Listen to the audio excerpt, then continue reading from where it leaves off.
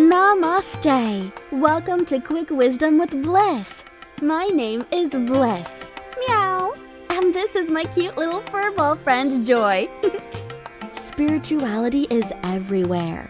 In the air we breathe, in nature all around us, and even written into our very DNA. We are energy, and together as energy, we're all connected. We're all one.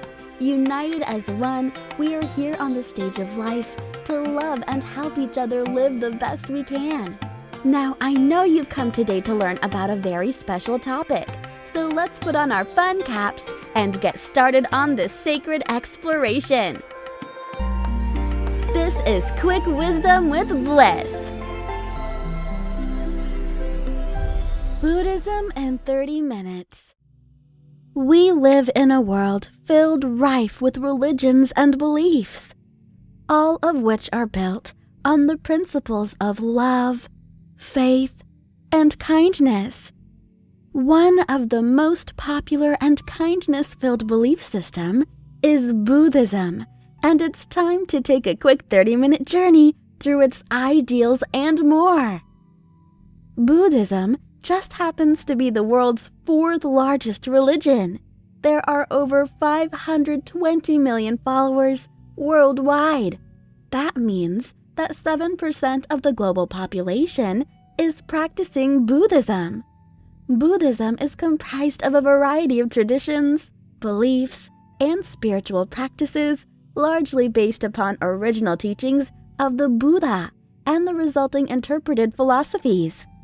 Buddhism began in ancient India as a Sramana tradition sometime between the 6th and the 4th centuries BCE, making its way through much of Asia.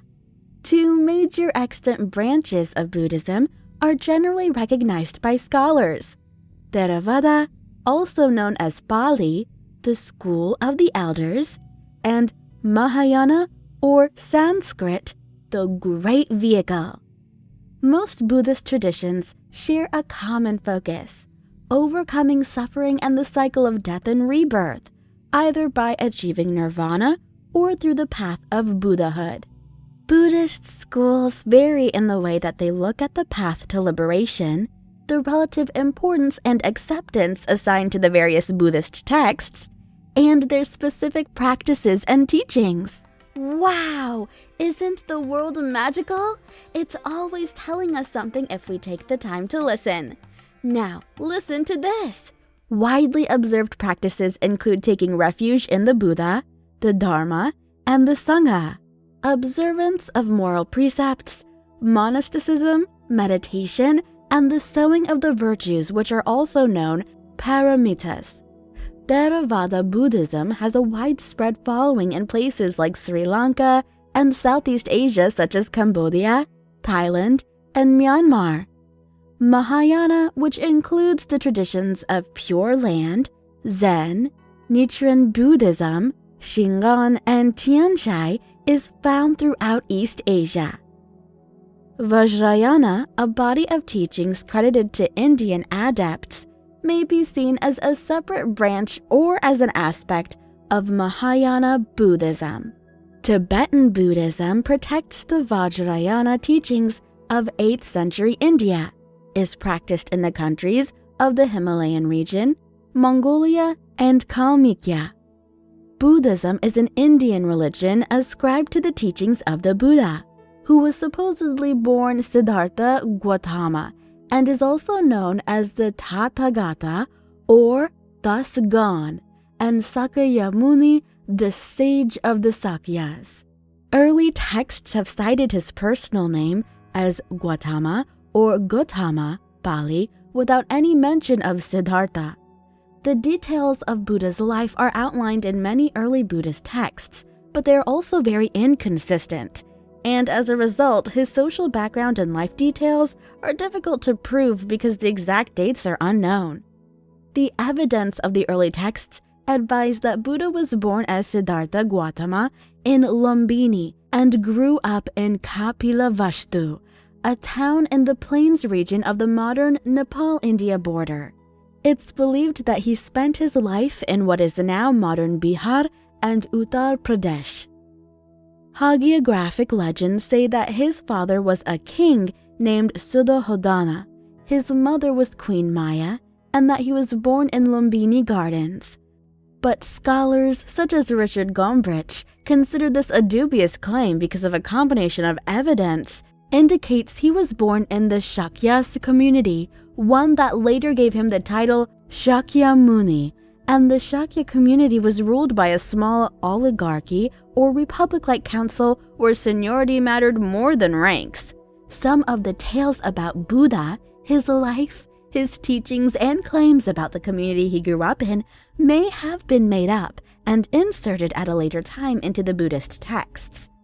The Buddhist sutras say that Gautama was deeply touched by the innate suffering of humanity and its endless repetition due to rebirth. He set out on a mission to put an end to this repeated suffering. According to early Buddhist canonical texts and early biographies of Gautama, he first studied under Vedic teachers, namely Alara Kalama and Udaka Ramaputta, learning ancient philosophies and meditation. The concept of nothingness and emptiness in particular, from the latter, and what is neither seen nor unseen from the former. He found that these teachings were not good enough for him to attain his goal, so he turned to the practice of asceticism. Unfortunately, this too fell short of helping him to achieve what he needed to, and then he turned to the practice of dhyana meditation. The Buddha famously sat in meditation under a ficus religiosa tree, now called the Bodhi tree, in the town of Bodh Gaya in the Gangetic Plains region of South Asia. It was there that he achieved insight into the workings of karma and his former lives, and attained enlightenment, certainty about the middle way as the right path of spiritual practice to end suffering from rebirths and samsara. As a fully enlightened Buddha, he attracted followers and founded a monastic order known as the Sangha. Once he had become Buddha, he spent the rest of his life teaching the Dharma he had discovered, until he finally passed on at the age of 80 in Kushinagar, India. Buddha's teachings were reproduced by his students and followers, which in the last centuries of the first millennium BCE became over 18 Buddhist sub-schools of thought, and each had its own basket of texts, which contained different interpretations and authentic teaching of the Buddha. These over time evolved into the many traditions, which the more well-known and widespread in the modern era are Theravada, Mahayana, and Vajrayana Buddhism. The four truths express the basic bearings of Buddhism. We want and cling to impermanent states and things, which is dukkha, incapable of satisfying and painful. This keeps us trapped in samsara, the endless cycle of repeated rebirth, dukkha, and dying again. However, there's a way to liberate ourselves from this endless cycle and carry us to the state of nirvana. What do you think about that, Joy? You're so cute, Joy. I love you. Sorry, lost in cuteness. Let's continue. By following the Buddhist path to liberation, a person will begin to detach from needing and holding on to impermanent states and things. The term path is usually taken to mean the Noble Eightfold Path, but other versions of the path can also be found in the Nikayas. The Theravada tradition maintains that the insight into the four truths themselves can be incredibly liberating.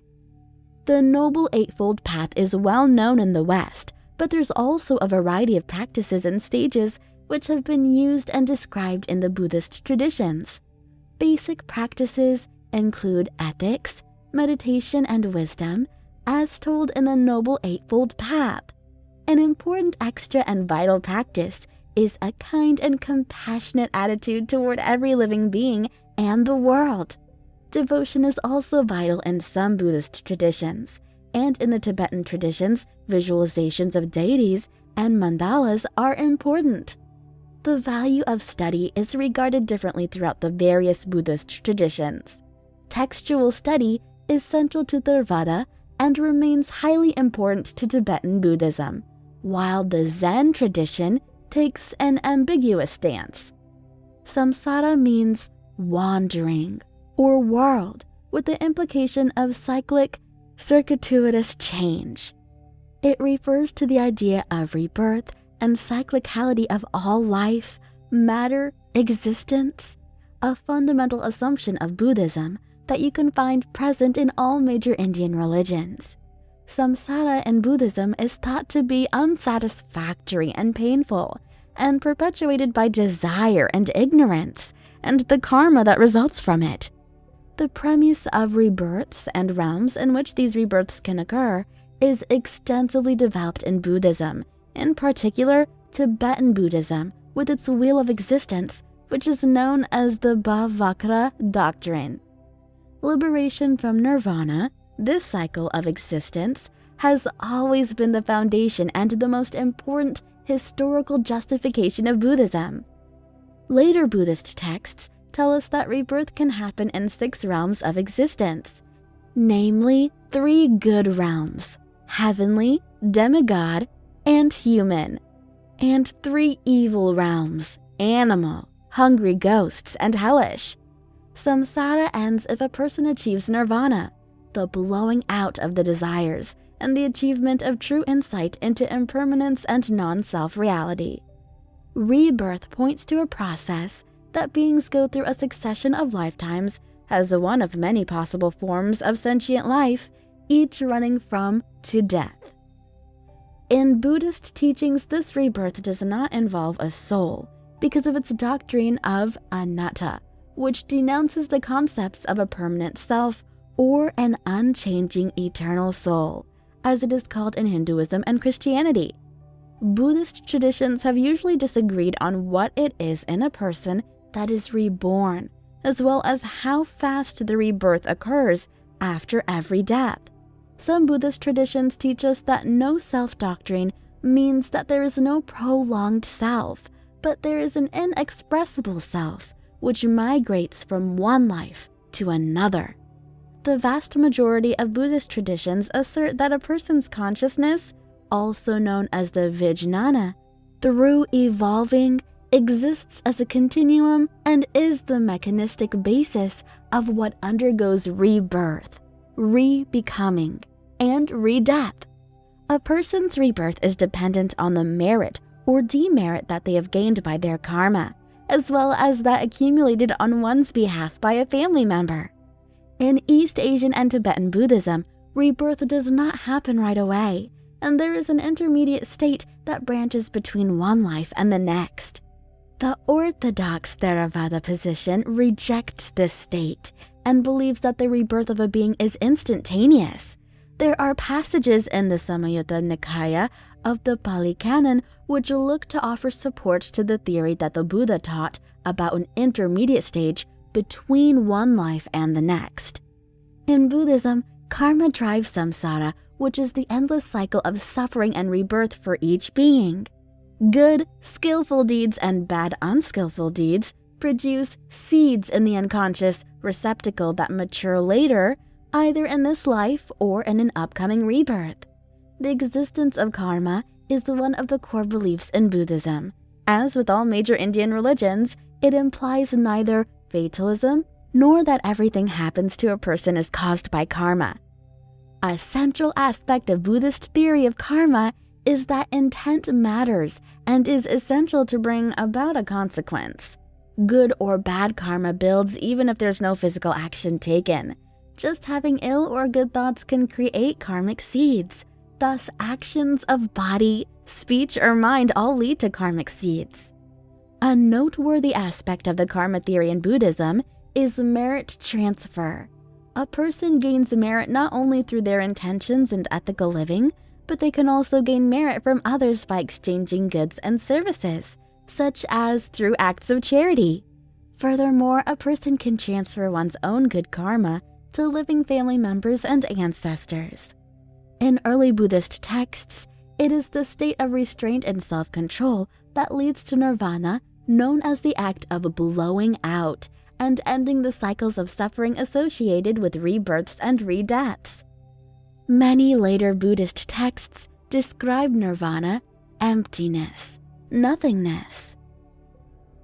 The nirvana state has been described in Buddhist texts, partly in a manner similar to other Indian religions, as the state of complete liberation, enlightenment, highest happiness, bliss, fearlessness, freedom, permanence, non-dependent origination, unfathomable, and indescribable. It has also been described in part differently as a state of spiritual release marked by emptiness and realization of non-self. A vital guiding principle of Buddhist practice is the middle way, also known as Madhyama Pratipad. The middle way was a part of Buddha's first sermon. It was there that he presented the Noble Eightfold Path that was a middle way between the extremes of asceticism and hedonistic sense pleasures. This Eightfold Path is the fourth of the Noble Truths, and it asserts the path to the cessation of suffering, pain, unsatisfactoriness. This path teaches that the way of the enlightened ones stopped their craving, clinging, and karmic accumulations, and thus ended their endless cycles of rebirth and suffering. Devotion is an integral part of the practice for most Buddhists. Devotional practices include prostration, ritual prayer, pilgrimage, offerings, and chanting. In Pure Land Buddhism, devotion to the Buddha Amitabha is actually the main practice. In Nichiren Buddhism, devotion to the Lotus Sutra is the main practice. Bhakti, which is also known as Bhati in Pali, has always been a common practice in Theravada Buddhism, where offerings and group prayers are made to deities and particularly images of Buddha. According to scholars including Indologist, Orientalist, religious studies scholar, and philosopher Karl Werner, devotional worship has been an important practice in Theravada Buddhism, and deep devotion is part of Buddhist tradition starting from its earliest days. Joy, are you ready to learn more? That's what I thought. Here we go. Blessings of knowledge. Let these facts heal us with understanding. Guru devotion is a central practice of Tibetan Buddhism. The guru is considered to be essential to the Buddhist devotee. The guru is the enlightened teacher and ritual master in Vajrayana spiritual pursuits. For someone seeking Buddhahood, the guru is the Buddha, the Dhamma, and the Sangha, wrote the 12th century Buddhist scholar Sadhanamala. The veneration of and obedience to teachers is also important in Theravada and Zen Buddhism. That is quick wisdom if you ask me. What do you think, Joy? Well said, Joy. I couldn't agree with you more. Now, are you ready to get deeper into this? Okay then. Buddhism, like all Indian religions, was initially an oral tradition in ancient times. The Buddha's words found in early doctrines and concepts, and the interpretations were transmitted from one generation to the next by word of mouth in monasteries, and not through written texts. The earliest texts were transmitted in Middle Indo-Aryan languages called Prakrits, such as Pali, through the use communal recitation and other mnemonic techniques. The first Buddhist canonical texts were likely written down in Sri Lanka, about 400 years after the death of Buddha. The texts were part of the Tripitakas, and many versions have appeared thereafter claiming to be the words of the Buddha. Unlike what the Bible is to Christianity and the Quran is to Islam, but like all major ancient Indian religions, there is no consensus among the different Buddhist traditions as to what constitutes the scriptures or a common canon in Buddhism. The general belief among Buddhists is that the canonical corpus is vast. This corpus includes the ancient sutras organized into Nikayas or Agamas, itself the part of 3 baskets of texts called the Tripitakas. Each Buddhist tradition has its own collection of texts. Much of these texts are translations of ancient Pali and Sanskrit Buddhist texts of India. For example, the Chinese Buddhist canon includes 2,180 texts in 55 volumes, while the Tibetan canon comprises 1,108 texts, and all of these are claimed to have been spoken by the Buddha. Another 3,461 texts composed by Indian scholars revere the Tibetan tradition. The Buddhist textual history is vast. Over 40,000 manuscripts, mostly Buddhist, some non-Buddhist, were discovered in 1900 in the Dunhuang Chinese cave alone. The early Buddhist texts refers to the literature which is considered by modern scholars to be the earliest Buddhist material. The first 4 Pali Nikayas and the corresponding Chinese agamas are generally considered to be among the earliest material. Apart from these, there are also fragmentary collections of materials in other languages like Sanskrit, Khotanese, Tibetan, and Gandhari. The modern study of early Buddhism often relies on comparative scholarship using these various early Buddhist sources to identify parallel texts and common doctrinal content. One feature of these early texts are literary structures, which reflect oral transmission, such as widespread repetition. During the Gupta Empire, a new class of Buddhist sacred literature began to develop, which are now known as the Tantras. Around the time of the 8th century, the Tantric tradition was very influential in India and beyond. Besides drawing on a Mahayana Buddhist framework, these texts also borrowed deities and material from other Indian religious traditions, such as the Shaiva and Pancharatra traditions, local god-goddess cults, and local spirit worship. Several features of these texts include the widespread use of mantras, meditation on the subtle body, worship of fierce deities, and antinomian and transgressive practices such as ingesting alcohol and performing sexual rituals.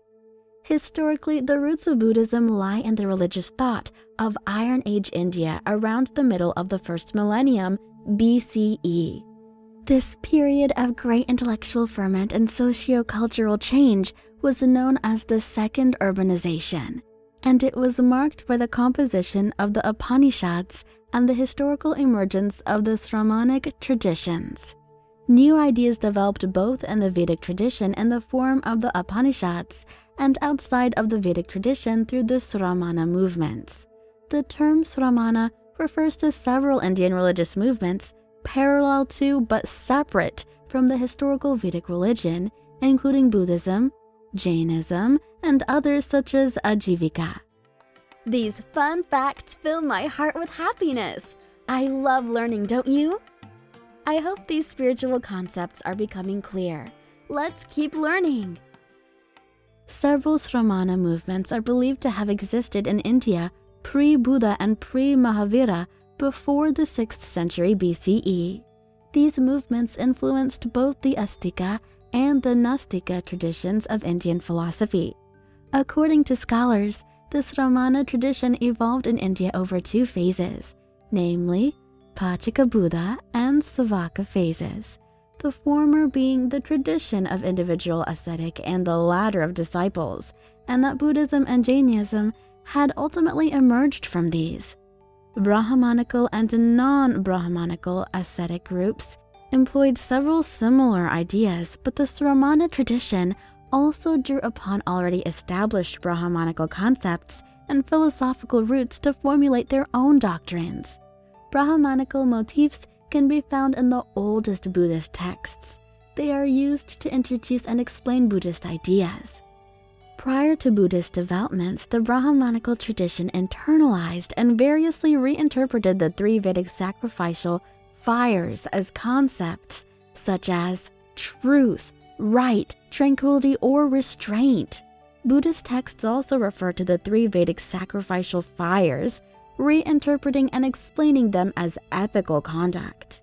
The Sramana religions challenged and broke with the Brahmanic tradition on core assumptions such as Atman, meaning the soul or oneself, Brahman, meaning the nature of afterlife, and they rejected the authority of the Vedas and Upanishads. Buddhism was one among several Indian religions that did so. The history of Indian Buddhism can be divided into 5 periods.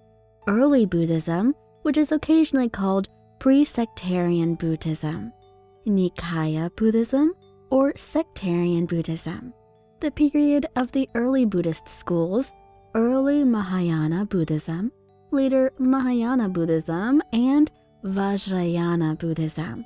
The early Buddhist texts include the four principal Nikayas and their parallel agamas together with the main body of monastic rules, which survive in the various versions of the Patimokkha. These texts have been revised over time, and it's not clear what constitutes the early layer of the Buddhist teachings. One method to obtain information on the oldest core of Buddhism is to compare the oldest extant versions of the Theravada, Pali Canon, and other texts. The reliability of the early sources and the possibility to draw out a core of oldest teachings is a matter of contention. The three marks of existence, dukkha, anicca, anatta, may reflect Upanishadic or other influences. K.R. Norman supposes that these terms were already in use at the Buddha's time and were very familiar to his listeners. The description of the Buddhist path may initially have been as simple as the term, the middle way. Over time, this short description has been elaborated upon, resulting in the description of the Eightfold Path. Similarly, Nibbana is the most common term for the desired goal of this practice, yet many other terms can be found throughout the Nikayas, which are not specified. Wow!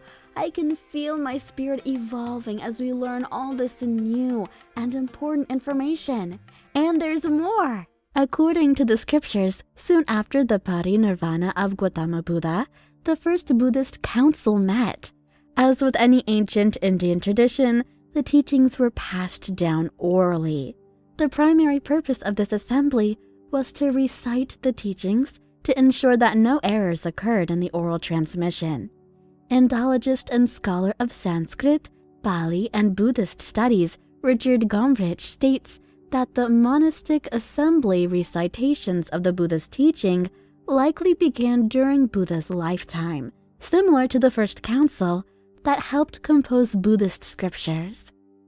The second Buddhist council resulted in the first division of the Sangha, probably caused by a group of reformists called Sthaviras, who split from the conservative majority Mahasamaggikas. After their unsuccessful modification of the Vinaya, a small group of elderly members, Sthaviras, broke away from the majority Mahasamgika during the Second Buddhist Council, giving rise to the Sthavira Nikaya. The Sthaviras created several schools, one of which was the Theravada school.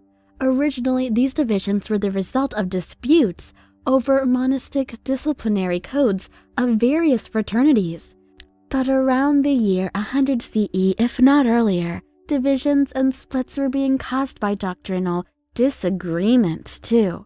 Buddhist monks of different fraternities became distinct schools and stopped doing official Sangha business together, but they continued to study one another's doctrines.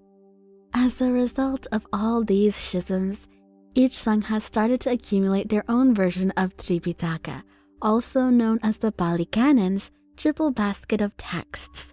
In the Tripitaka, each school included the suttas of the Buddha, a disciplinary code known as the Vinaya basket, and added an Abhidharma basket, which were texts on detailed scholastic classification, summary, and interpretation of the suttas.